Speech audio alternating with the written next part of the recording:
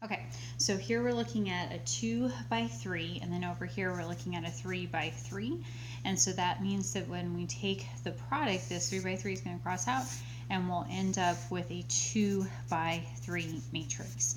Now, we have gone through a lot of these examples, so we just want to make sure that we understand, like for the 2 by 3, that this would result in 2 rows and 3 columns. Okay, so what would happen first for the row 1, column 1 is, again, you're going to take row 1, multiply that by column 1. So 3 times 2 would give you 6, plus 6 times 9 would give you 54, and then the 4 times 0 would give you 0. All right, so for row 1, column 2, you would multiply row 1 by column 2. So negative 3 times 3 to get negative 9, plus 6 times 3 to get 18, plus 4 times 8 to get 32.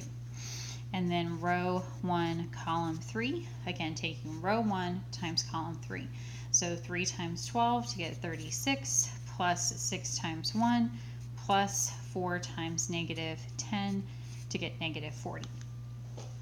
All right, so then we go to the second row, and for the second row, you're going to take row 2, column 1, so negative 8 times 2, added to 0 times 9, so just 0, plus added to 12 times 0, so 0.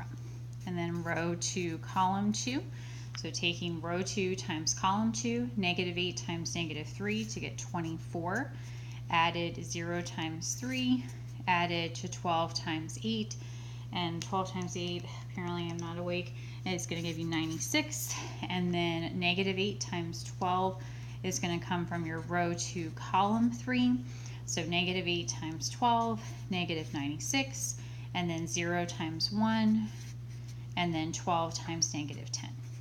Okay, and then you would just add up each of these individual entries to get your final result.